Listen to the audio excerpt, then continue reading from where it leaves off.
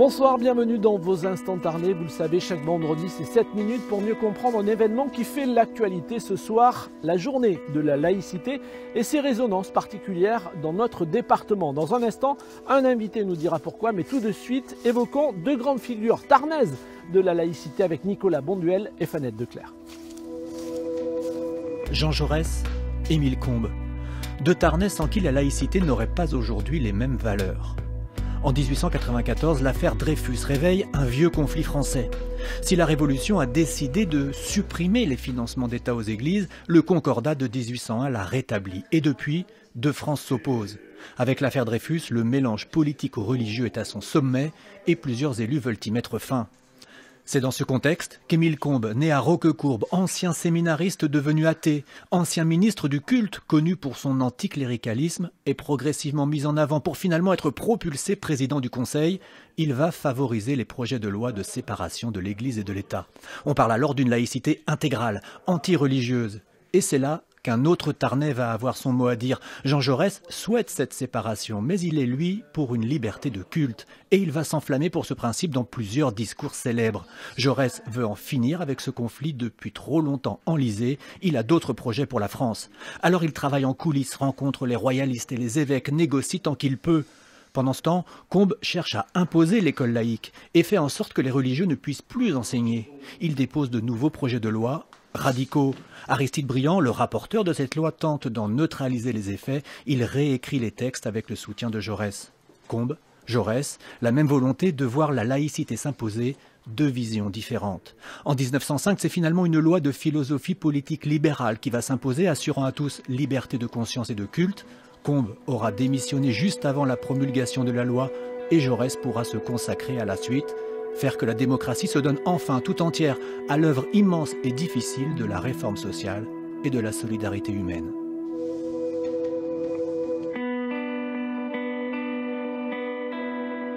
L'invité de ces instants tarnais, c'est Bernard Rey. Merci d'être avec nous.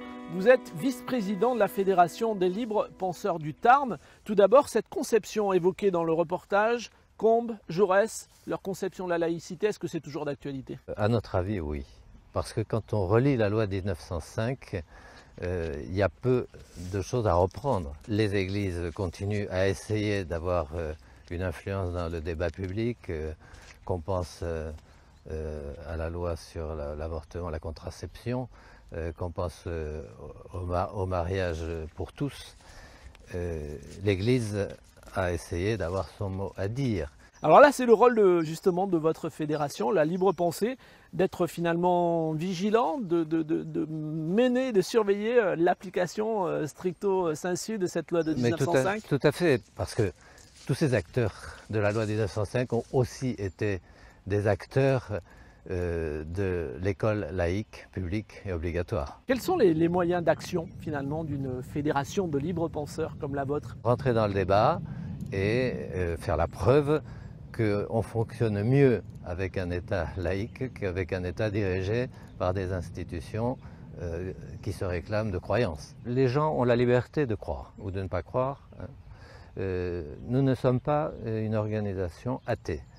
Nous défendons simplement la liberté de penser. Et les outils de la liberté de penser, c'est la raison. C'est d'ailleurs le titre de notre revue. Et avec la raison, on est dans la tradition des Lumières. Le président François Hollande a voulu que cette journée, aujourd'hui, ce soit la laïcité. On en parle dans les écoles, qu'on rappelle ce qu'est ce principe. Est-ce que ça vous semble important et pourquoi dans l'école est-ce particulièrement important d'en parler? L'école a deux rôles, c'est de donner une instruction qui permette un jour d'avoir un métier, mais c'est aussi la formation de l'esprit critique et c'est la formation des citoyens. Et nous pensons que les élèves ont besoin de connaître leur histoire. Et c'est l'histoire de la République. Et c'est important de le rappeler. Merci en tout cas Bernard Rey d'avoir accepté notre invitation. Justement aujourd'hui, c'était la journée de la laïcité dans les collèges, notamment au collège Augustin Malraux à Blaye-les-Mines, où se trouvaient ce matin Myriam Brice et Mathieu Chouvelon. Souviens-toi, était-ce mai, novembre ici ou là, était-ce là? Chanter ensemble pour célébrer la laïcité, associer les voix au langage des signes, le choix est symbolique. ensemble, quelles que soient nos différences. On peut être noir, blanc, orange, jaune, toutes les couleurs. On peut être de toutes les couleurs, on sera toujours ensemble. Mais qu'est-ce que la laïcité pour ces enfants âgés de 11 à 13 ans? Il ne doit pas y avoir de différence entre certaines religions ou le fait, la manière de penser. On doit tous. En fait, on est tous pareils. Il ne faut pas montrer les signes de notre religion et pas trop en parler. C'est comme Marseille et PSG parce que ils sont toujours contre juste pour du foot. Il y a pas.